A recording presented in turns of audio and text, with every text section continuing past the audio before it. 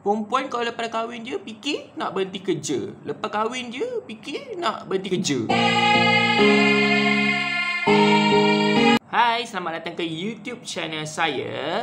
So, sebelum tu saya minta supaya korang yang tengah tengok ni untuk subscribe dan like serta share YouTube channel ini supaya ramai lagi orang boleh tonton video ini. Okay, so rambut aku pun dah panjang sebab PKP dia ni sangat. So, by the way, hari ni aku tak pandang dia punya button kamera tu sebab nanti boleh juling mata aku nak tengok benda tu. So aku pandang kamera kat depan ni, betul-betul depan mata aku.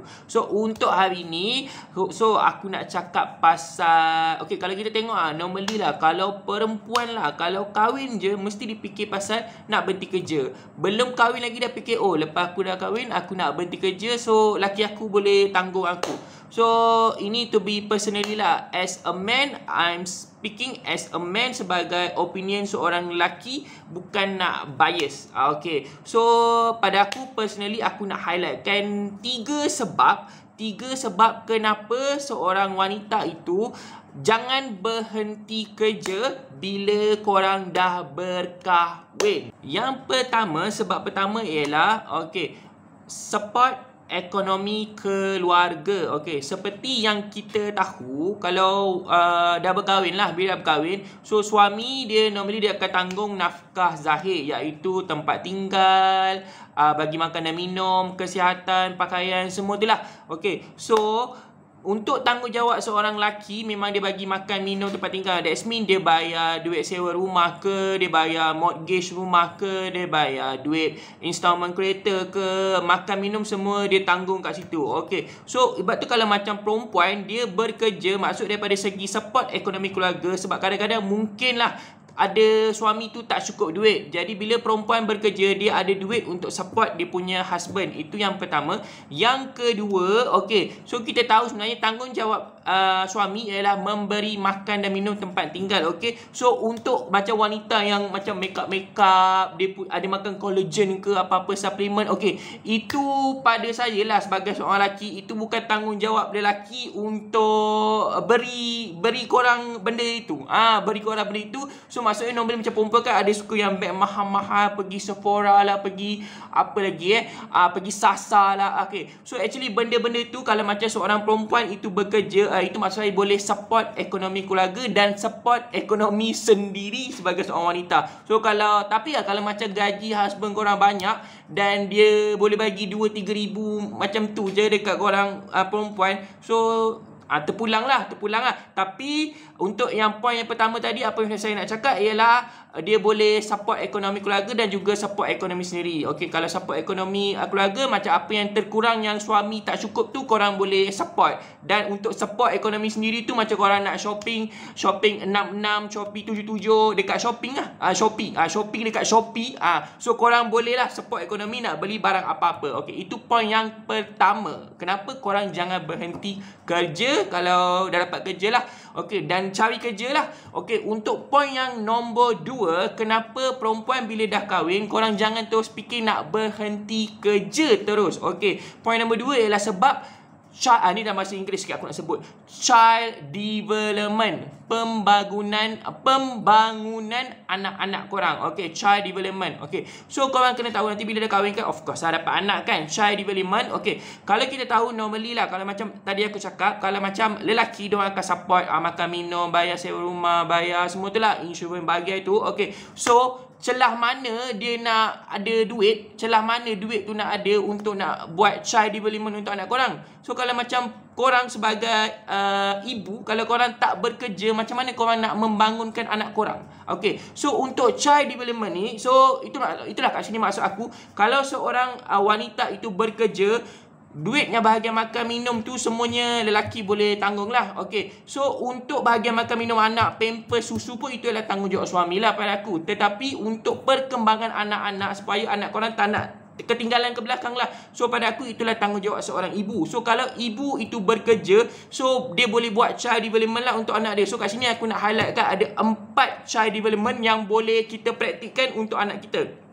Okey, untuk yang pertama child development ni kita cakap pasal yang pertama pendidikan. Okey. So untuk pendidikan ni ada dua, pendidikan formal dengan tak formal. Okey, untuk pendidikan yang formal, okey, kita tengok nowadays banyak kalau macam kanak-kanak yang ketinggalan belajar dekat sekolah kan. So normally parent pergi tuition atau yang ada banyak duit sikit panggil tutor datang kat rumah. Okey, itulah pendidikan. Dan untuk pendidikan yang tak formal pula kita tengok sekarang ni kan, education memang sangat-sangat berkembang pesat tau. So kita tengok sekarang ni macam banyak gila yang macam ada education toys yang kadang-kadang harga 2-3 ribu tapi sangat-sangat function untuk anak kita. Memang dia mengasah minda-minda kita tau. So itu maksud saya tadi. Kalau korang ibu tu bekerja, dia boleh invest kat situ lah. Yang pertama tadi daripada untuk pendidikan. Yang kedua untuk child development, under child development juga. So si ibu dia boleh buat simpanan untuk simpanan pendidikan. Yang pertama tadi pendidikan, yang kedua ialah simpanan pendidikan. Okey, simpanan pendidikan ni yang paling kalau famous kat negara kita ialah SSPNI, PTPTN. Tetapi sebenarnya ada je banyak lagi bank-bank yang menawarkan simpanan pendidikan lah kat negara kita. Okey, sebab apa pentingnya korang buat simpanan pendidikan? Okey, sekarang aku nak tanya, PTPTN rasa-rasa ramai lagi tak yang tak bayar? Ramai kan? So, korang agak-agak kan? Sebab kenapa PTPTN dia dah buat simpanan pendidikan? Okey, sebab actually mungkin dia nak cover lagi untuk tahun yang dia punyalah, sebab korang dah ramai tak bayar kan? So, sebab tu kan dia buat simpanan daripada sekarang. Dan korang ada jaminan ke untuk akan datang kalau anak-anak korang dah besar, ada lagi tubuhnya pembiayaan pendidikan. So normally mungkin akan datang beasiswa dah tak ada, apa-apa scholarship semua dah tak ada, JPA, MARA dah tak ada. So hanya bergantung, even kita sekarang ni pun kita banyak bergantung dekat PTPTN. Itu pembiayaan. So mungkin akan datang kalau tak ada buat simpanan pendidikan daripada sekarang. So at the end of the day nanti korang, anak-anak korang habis dia belajar SPM kena buat pinjaman. Dia bukan pembiayaan. Kalau korang nak tahu sekarang ni yang PTPTN tu memanglah pinjaman, tapi korang kena interest 1% je. Kalau mungkin akan datang kalau nak buat pendidikan, contohlah PTPTN dah tak ada ke apa kan, korang kena, anak korang kena pergi bank buat pinjaman untuk pendidikan. Interest bank mungkin 4 ke 5%. Kita yang sekarang yang PTPTN ni pun semput nak bayar bulan-bulan.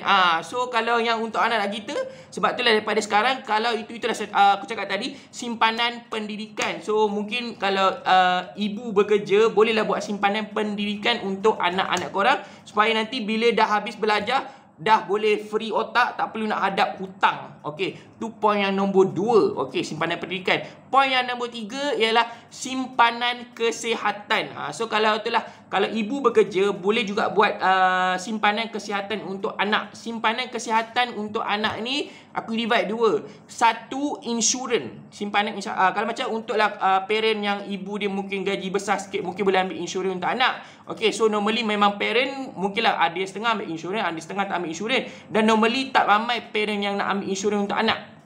Okey, tetapi kalau ada duit lebih, ambil insurans untuk anak. Sebab nowadays kita tengok kadang-kadang penyakit-penyakit yang kritikal, contoh macam kanser ke, buah pinggang, budak-budak kecil pun sekarang dah kena tau. So kalau macam, na'udzubillah lah kalau macam tiba kena, so at least ada insurans yang boleh compensate balik lah benda tu. Okey, yang pertama insurans, boleh buat simpanan daripada segi simpanan kesihatan lah. Yang pertama insurans, yang kedua ialah simpanan kesihatan. Maksudnya let's say lah, kalau ada duit lebih, mungkin monthly korang simpan RM50, RM50.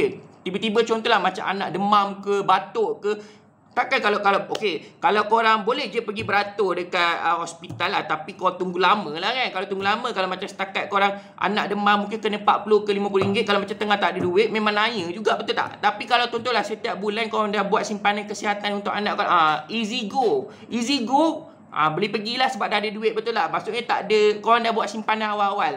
Okey, itu poin yang nombor 3. Untuk poin yang nombor 3, nombor 3 tadi apa? Simpanan kesihatan. Okey, so yang nombor 4 tadi, kenapa korang nombor 4. Okey, yang nombor 4 di bawah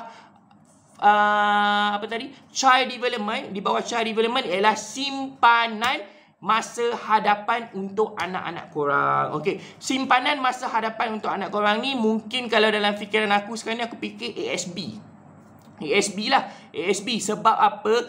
Korang pernah terfikir lah, okey, korang sekarang ni kan, zaman sekarang ni pun kita nak cari kerja pun susah, betul tak? Okey, so zaman akan datang nak cari kerja tu lagi-lagi sukar. Betul tak? Lagi-lagi sukar sebabnya mungkin akan datang ada artificial intelligence, lagi ni lah, lagi boom, ada robot semua yang boleh menggantikan manusia. So akan datang kerja-kerja lagi susah. So bila kita buat simpanan untuk masa hadapan, contohlah korang simpanan masa hadapan ni bukan ASB, korang simpan bulan-bulan untuk anak korang, ataupun simpanan emas korang buat bulan-bulan untuk anak korang. So nanti at the end of the day, bila anak korang contohlah dia dah besar, so contohlah bila dia dah besar, contohlah akan datang macam aku cakap tadi, kerja susah nak dapat. So at least duit yang ada tu bolehlah buat bisnes. Bolehlah buat bisnes sementara nak dapatkan kerja. Nak dapat kerja ataupun buat apa-apa, buka bisnes ke, buka kedai gunting rambut ke, kedai bukalah buat apa, bakery ke. Boleh juga nak menampung juga. Sebabnya korang kena ingat, masa depan seseorang, aku suka satu ayat ni. Aku suka sebab ni daripada satu drama Korea yang aku tengok. Masa depan seseorang itu bergantung kepada siapa ibu bapa dia. Korang ingat tu. Okay. Masa depan seseorang bergantung kepada siapa ibu bapa dia. So korang boleh imagine tak? Kalau tu kata kalau macam korang dah kahwin, so especially perempuan lah, kalau korang ada duit lebih, korang buat simpanan untuk child development tadi lah. Untuk child development tu maksud korang boleh fokus tadi yang aku cakap, under child development ada 4 untuk pendidikan anak korang yang sekarang, pendidikan formal dan juga tak formal. Yang kedua, korang boleh buat juga untuk simpanan simpanan pendidikan orang, okey, dan juga simpanan pendidikan. Lepas tu korang juga boleh buat untuk dia punya simpanan kesihatan dan juga untuk simpanan masa hadapan. Jadi contoh, let's say korang boleh imagine tak, anak korang nanti bila dia dah besar, contohlah mak bapak dia dah well equipped dengan semua benda-benda yang itu, contohlah dah habis SPM, tak perlu nak hadap nak pinjam PTPTN, tak perlu nak hadap nak beratur-beratur ambil beasiswa lah, nak pergi interview bagai kan. Lepas tu dah ada simpanan mak bapak dah buat. Lepas tu bila dah habis belajar macam kita kan, zaman kita sekarang kan normally lah, typical lah, habis belajar je tak dapat kerja lagi. Hutang PTPTN dah melanda. Hutang PTPTN dah hadap kita lah, dah betul-betul dapat pintu tu kan, macam tu kan. Okey, so boleh imagine lah kalau akan datang betapa kalau macam anak kita dah habis belajar, PTPTN dah tak ada, lepas tu ada gedebuk duit yang kita simpan tadi lah, ASB ke emas, duit untuk masa hadapan. So dia boleh memulakan hidup. Sebab korang tahu tak, akan datang nak mulakan hidup, aku rasa lagi susah. Sebabnya pendidikan nak dapat bukan percuma, nak kena buat pinjaman. Lepas tu nak memulakan hidup, kerja pun tak ada. Kita sekarang ni pun dah susah, betul ke tak? So ingat, masa depan seseorang bermula dengan siapa ibu bapa dia. Okay, so itu actually point yang nombor 2 tadi aku cakap, kenapa perempuan jangan berhenti kerja kalau berkahwin. Yang pertama tadi untuk support ekonomi family. Yang kedua untuk child development. Okay, ni yang nombor 3. Okay, so untuk point nombor 3, kenapa perempuan jangan berhenti kerja. Okay, ini aku nak highlightkan financial stability. Okay, financial stability dalam bahasa Melayu apa? Stability kewangan. Okay, so stability kewangan ni, okay, yang ini aku nak fokuskan. Okay, so duit kecemasan dan juga duit simpanan. Okay, so seperti yang kita tahu tadi, so kalau contohlah habi-habi yang bekerja kan, so memang normally lah, diorang dah duit semua, memang dah tak boleh nak buat simpanan langsung sebabnya korang dah bayar semua hutang, utility, bayar duit makan semua. Memang aku cakap lah, hampir semua husband takkan boleh buat simpanan semua sebab korang dah support, dah bayar semualah, bayar bil. So inilah kalau macam korang berkahwin dengan wanita yang berkerjaya, okay, mungkin duit yang itu, ni apa yang aku punya opinion lah. So wanita mungkin korang boleh ambil, okay, boleh lah, sebab kita tahulah kan, duit gaji laki ialah duit laki dan juga duit isteri. Tapi duit isteri ialah duit isteri, betul tak? Tetapi mungkin pada akulah, okay, isteri mungkinlah ada sikit duit dia boleh guna untuk nak macam dia nak shopping ke, beli ni. Tetapi mungkinlah daripada segi financial stability tu, so mungkinlah bila isteri bekerja, sebab lelaki dah tak boleh buat simpanan. Sebab kita kena fikir masa hadapan, mana tahu tiba kena buang kerja. Seorang tiba lelaki kena buang kerja, kau nak makan apa? Makan pasir. Makan pasir, betul tak? So tetapi kalau contohlah si isteri, sebab lelaki mana tak boleh buat simpanan, so si isteri kalau contoh let's say bekerja, mungkin si isteri boleh buat simpanan macam untuk jangka panjang, simpanan kecemasan, in case berlaku apa-apa dekat family tu, ada backup. Okay, itu yang aku highlightkan tadi, financial stability. So mungkin like a month simpan dalam 2 atau 300 supaya at least ada, at least. Sebab kalau kita tengok sekarang ni pun COVID dekat Malaysia ni dah 2 tahun tau, 2 tahun. So kalau korang lah, paling sekurang-kurangnya pun pada pendapat aku, korang kena ada 6 bulan hingga ke 1 tahun korang punya duit kecemasan in case berlaku apa-apa kena buang kerja. Kalau sekarang ni tengah kerja, okey lah kan. Okey, tapi kalau tak ada kerja, kau nak hadap apa, nak makan apa? Layang apa? Bendera putih. Bolehlah kalau layang bendera putih. Okey, itu kalau tapi kalau korang ada duit kecemasan itulah yang boleh menyelamatkan korang. Okey. So itu yang aku nak highlightkan tadi, 3 point yang daripada fikiran aku. As a man, I'm speaking 3 reason kenapa kalau perempuan mindset tu kena tukar kalau dah kahwin, jangan berhenti kerja. Sebab normally korang tu dah kahwin nak berhenti kerja. Tetapi kalaulah memang laki korang memang gaji memang besar lah, gaji besar ataupun mungkin duduk dengan parent yang memang ni kan boleh support semua, dia actually bergantung kepada korang punya state of condition lah. So ini just opinion aku sahaja dan aku harap membantu korang kat luar sana supaya boleh ubah mindset. Okay, so itu saja. So kalau korang suka video ni, korang boleh subscribe, like dan share dan bagi tahu kat ramai-ramai. Okay, so itu saja daripada aku, Fadil Malindo. Bye-bye.